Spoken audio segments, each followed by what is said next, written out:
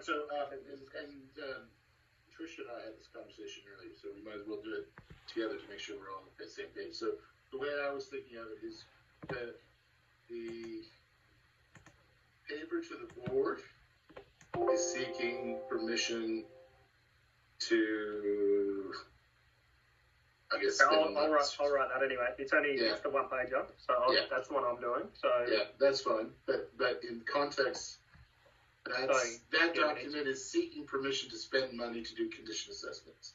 That's right. So we're looking to, you're going to get and there's a bit of it's going to be a sort of backwards and coming forward thing here. We're seeking money to enable us to get going so that we can provide you something in February. We're off and running and you can actually get something. So we'll provide you the rest of the plan and that. I got the context this morning that it's going to be harder than they thought it was going to be, and it's going to be very interesting as we can actually get it through. So I'm not going to give beauty, but anyway, that's okay. There's a few sticky things happening in the board that's going to come through the AGM. I think that always takes out all the focus, and then when you actually need something done, they're cranky and they don't want to deal with it. Anyway, I was afraid that was going to happen. That's okay. For us, though, we'll be ready, and it's not going to be a waste of work.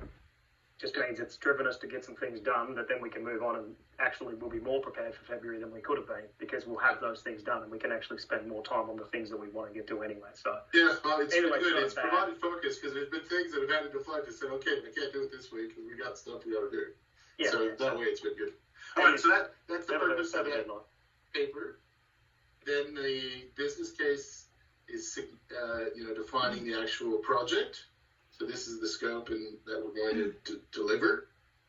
And then the procurement memo, so its purpose is to endorse the panel's recommendation of using panel recommendation, Yeah. So is that kind of the intent? Or do you agree to that? All right. Yeah. So we need a panel recommendation, so we've got the panel recommendation. Just I do not know where I put my bloody notes on it. It's annoying. Oh, it's in here. A sticky note. Who would have thought I'd have it on a sticky note? If you've ever seen me write notes, that's exactly where I put it. I'm shocking with those. That's why I don't use them. I kept it. It was right in front of me. I was just looking at an A4 piece of paper going, I knew I wrote this down somewhere. Right here. So we've got the board paper, which is me, the data framework, which is me. So then we've got the panel recommendation, the business case. So the panel recommendation is a memo. Then we've got the inspection plan, which is that memo as well, and it sits as a memo at the moment just because that'll sit within the strategic asset management plan or whatever we want to call it later on. Yeah. We've got the PO, the draft contract, and then we'll do the presentation. The board, and then we've got the presentation in February, which is around the alignment plan, the strategic asset management plan, and then the inspection update. Yeah. Hopefully they've given us approval and we're giving them an update to say where we're up to. Say that all that money that we asked for, this is why we're doing it now. We've got the floor sort of thing. So, right. All right. Now I've got my head in the game. Now, actually, with this one, I'm thinking maybe we just finish what we're doing and then you can review it. And then I might just put a comment here that we're seeking your input on who should be addressed up at the top. Yeah, so then you can go through it at your top. But what we've done and what Patricia and I discussed is we focused. Well, I'm laughing because Patricia has done lots of good due diligence, and it's a 15-page document that demonstrates the rigor, and I think that's good. That it does demonstrate the rigor. Procurement document. Yeah, so it goes through our entire process that we went through, but we've specifically put the most effort, or I anyway, or us reviewing on the first page, which is the summary, which is all that we really need Ron to read. Yeah. So Ron reads the first page, and if he's comfortable, he can sign it. If he wants to look at all the work that we did, well, it's all there, and you can read it at his fingertips.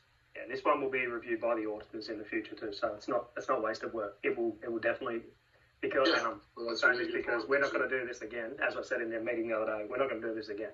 We've set this up. We'll check their rates against the market every couple of years or whatever, and make sure that we're following those processes and that sort of stuff, but we're not going through the whole thing again. So we'll use that document as the starting point. It'll be referred back to for many years to come. So we need to make sure we're comfortable with it. So that's good. All right, cool. So we'll finish our last bits. Yep. And then we'll send it on through to you for your review. Yep. Do you have the business case now, Patricia? Yeah. Am I not sharing it? Yeah, I can see it. Yep. Yeah. Oh yeah, you do. Sorry. I'm not sure you do. Yep. Did I review this one and provide some comments? Yeah. You did. Yep. You did. Have. Because I think I've seen this one. Yep. Yeah. So the outstanding comment that we addressed is the business case page, the options analysis section. So we have added, as you've commented, the two options, traditional on-fit inspection and draining the entire system option. And we've also included the costing for that, which is mainly what we want to ask about is the cost. Yep. So your commercial justifications. Yep. So in this. Can I just jump in for a second? Go. Sure. Yeah. So we caught up with Josh, and let me explain how I understand it, and you tell me if I've got anything wrong. Yep. So the entire network has volume is 45 gigaliters. Okay, right.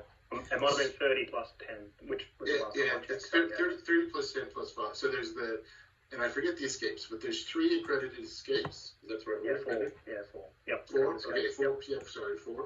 4. Yep. And those total roughly 15 gigaliters. Yeah. Okay. So if we drain the entire network, it's 45, but we get 15 back.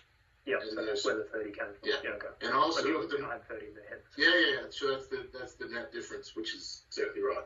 So there's 10 liters, 10 gigaliters in the Moela Canal, but that all goes out an accredited escape. So so in theory, we could drain it every year and not be impacted from that perspective. There might be, grumpy customers or something else. So there might be other reasons,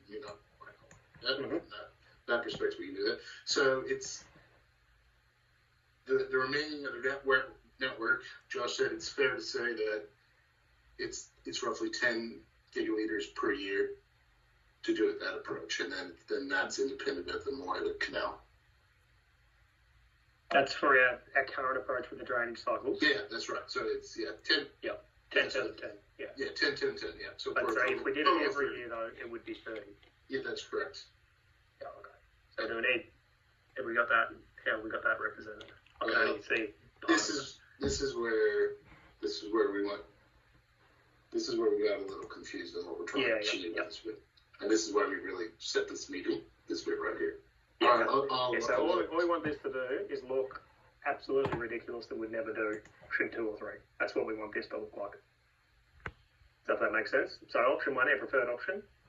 We know that's the best option. We've done a whole heap of work to get to that point in our minds. Now we just have to sort of backtrack a little bit and show that the other options that we knew were terrible are actually terrible. So we don't want this one coming back at $10 more than the other one. We want it coming back as 10-fold times the amount of time, cost, and effort as the other ones. If that makes sense. Yeah. So our option 2 was sending a person to inspect every asset. Yeah, so engineering assessments. Yep. Yeah. Send that. Yeah. So that comes back at $8-9 million. Yeah, just that's as a exactly one-off, what we said. Yep, every year. Yep. Yeah. And then the option 3. So the key to that one is, so where you go there, to go back to your other one there. So there's a reoccurrence in there. So we need to be serious about the reoccurrence. We can't just have this bullshit. But we need our bridges. Our bridges are every couple. You need to do them every few years. So you need to, in there, put those, copy and paste those figures, and you can probably add whatever, CPI to them each time or whatever. It doesn't really matter. But this is just going to give a ridiculously large number anyway, so you don't need to worry about that. But so your bridges, you might say you're going to do them every 3 years.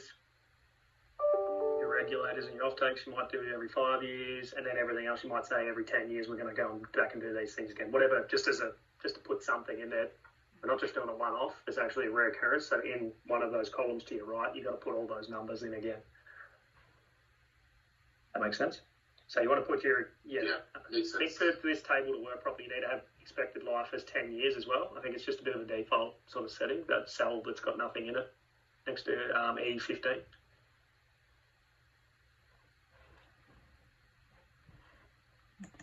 To calculate the annual LCC and that payback period, that E15 cell, I think you've got to have 10 years in it just because there's 10 columns, I think.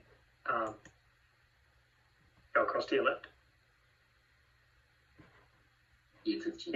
Yeah, E for egg, sorry. E15. Yeah, just punch number 10 in there. Well, that should do if the sheet's not corrupted, which it seems like it is anyway, it doesn't should end up giving us a bigger number.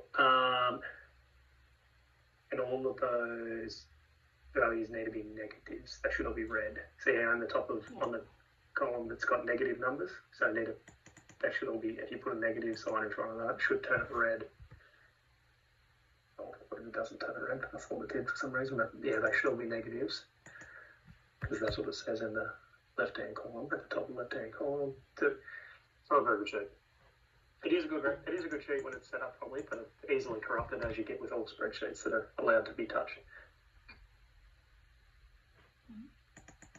I'll just show off a little thing there.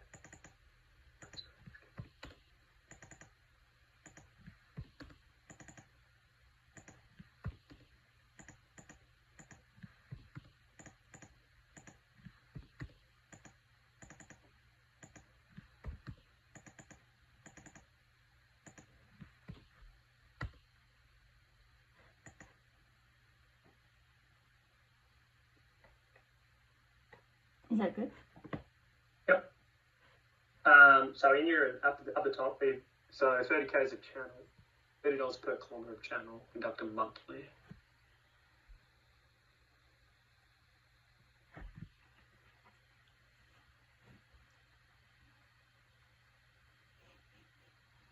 So we're saying there that because at the moment we don't have qualified people doing that.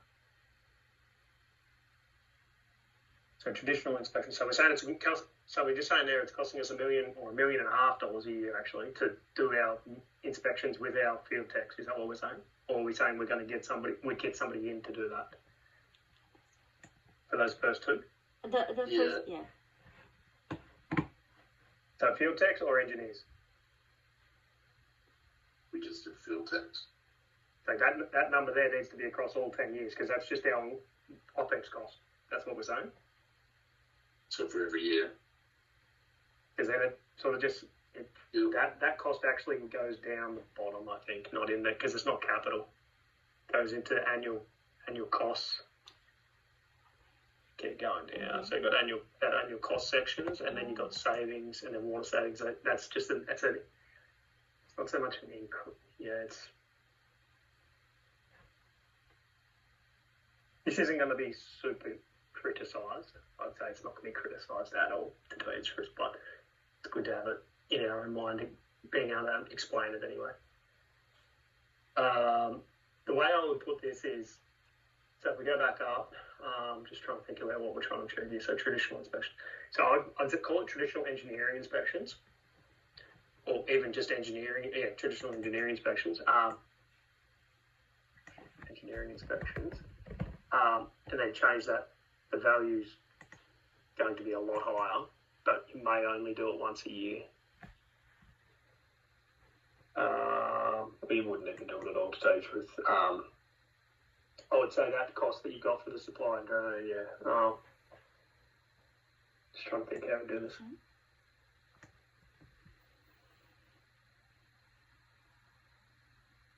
Because what we're saying is this is our do nothing option, really. Like it's do nothing. This is what we're doing right now. So when you do these sorts of things, you always want to have a do nothing option, preferred option, and then a ridiculous expensive option. What's our third option again? Just to try to work through this in my head. And I'm doing that way. I'm doing a portrait. Well, this is the one we want to go around. Oh, this is the drain it every year system. Draining every year, yeah.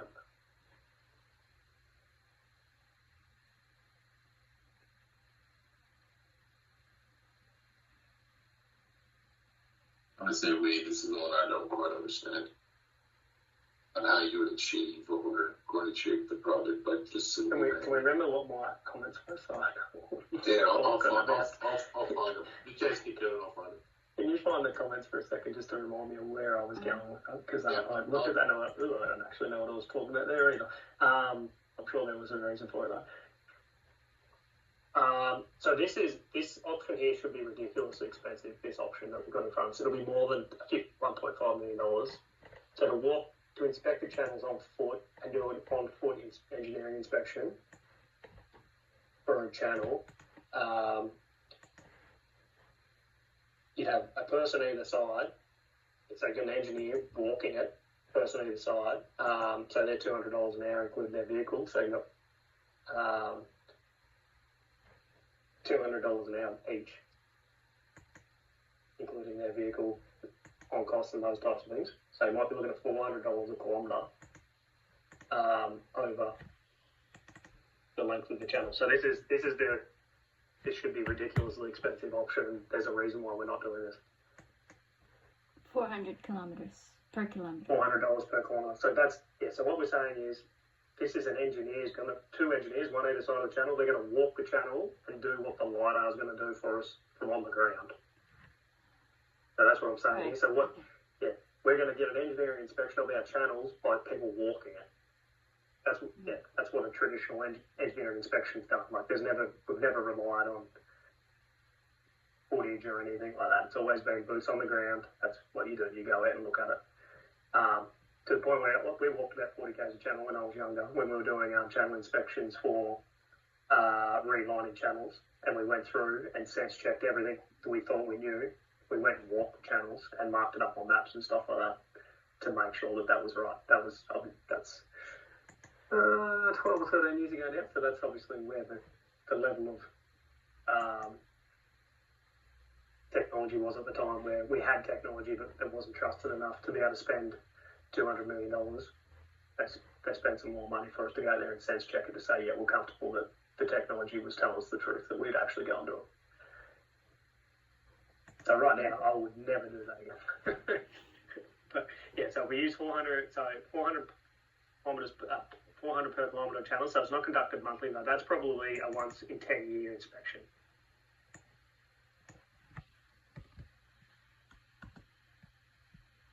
Because that's a massive exercise. Like, and we're talking about probably doing it once every 5 to 10 years with the drone, like with the fixed wing, let alone walking it.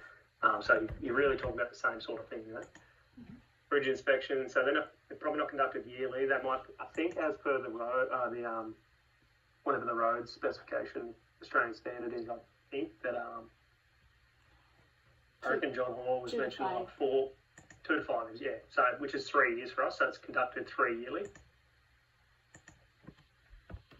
So and we do a third every year type of thing, and then $500 per asset. So I would say really for every other asset you're looking at 5 to 10 years as well. So you might do, again, you might say it's 6 yearly, and then some of the assets will be six or 9 yearly. So we'll just probably let's go through and do a very, very quick prioritisation of the rest of the assets. Some of them be 9 yearly, some of them 6 yearly, and that's just to line up the drainage areas as well. So say for the channels, would say 9 yearly to line up, and to say with all the other ones, it's either 6 or 9 yearly. Okay, hang on. I have my spreadsheet that where I worked out all the costs and where I put all the assets in there. Okay, I'll share that one. Okay, so you can tie that into this and just put it as an extra sheet on the end or whatever if you want. So then all the information's in one spot. So I've got.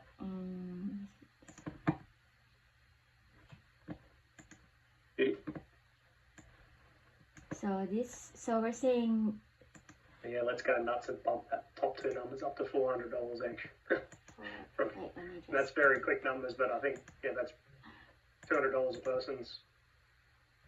So right? I'd say Scott, $150 plus $50 on costs. Yeah.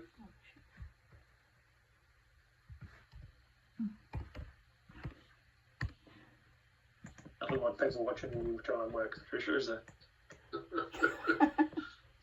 Yeah, so now we're talking about the numbers I'm looking for. Yeah, that's good. So per year.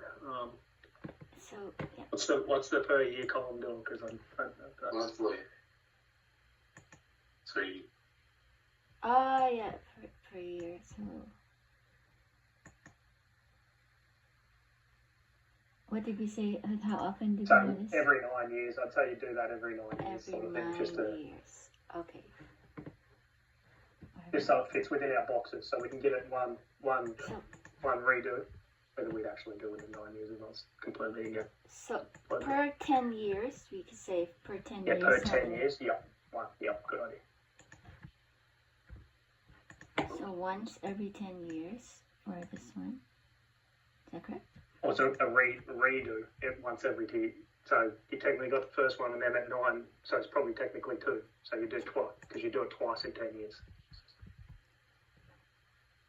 For the bridges, you've got 3 or 4. So you've got at start, you've got 3, 6 and 9. So you've actually got 4. Yeah.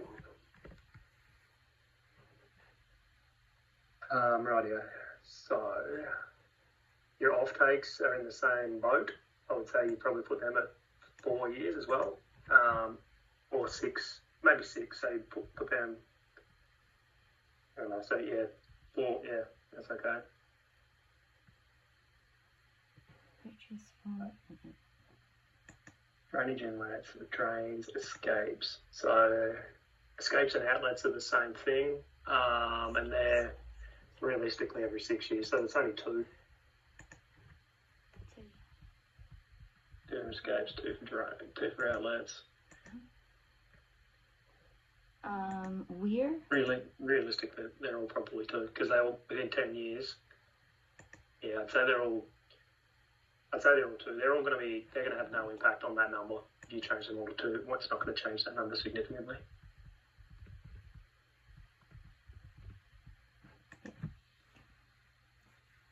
Mm-hmm. I don't think that calculated through for a lot of those ones, though, for sure. Often at the bottom's at 500,000 for 1, but 500,000 for 2.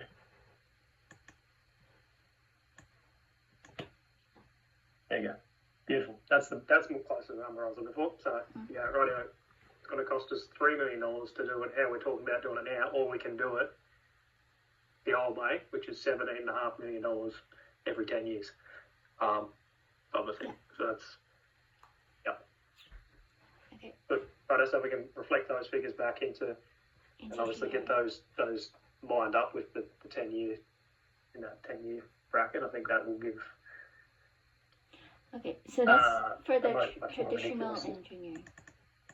So that's for the traditional engineering inspections. Yeah, so that's essentially sending smack out there with people to go and walk every channel, and then every 3 years they're doing the bridges. Every 6 years they're doing the off-takes and outlets, escapes. Sorry, the off-takes were within the bridges, but everything else. Where do the regulators sit in that list? Regulators. I think you might have grouped regulators in there somewhere, not what. So off-takes. I could add it. Interesting. Yeah, regulators are a big asset class, and they essentially sit with. I would say just put them in with off-takes, but I don't know where the numbers are for some reason. I'm not sure where. So regulators and off-takes are the one and the same. They're treated the same way. Yeah. But we've got more than 939 of them. That's all. So just need to double check that. Okay, I'll check that. But it'll be 500 as well. Yeah. Okay.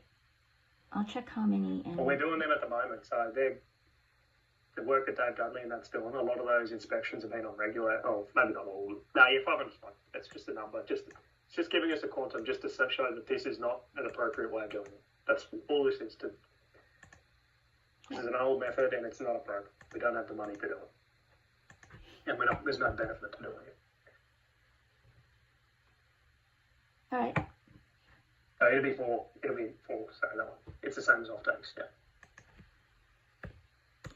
Yeah, so essentially, we've done all our work to say that the hybrid model is the best cost value for money way we can do this. If we wanted to be lazy and we had multiple millions of dollars, we would just continue just do what we're doing across our whole network, which is sending engineers out there to inspect things on the ground. You get the best result from that because you're getting a like an engineering assessment of every single asset. That would give you. So if anyone ever says, "Oh, we want engineering assessments of everyone," you go, "Well, you can do that, but this is the cost."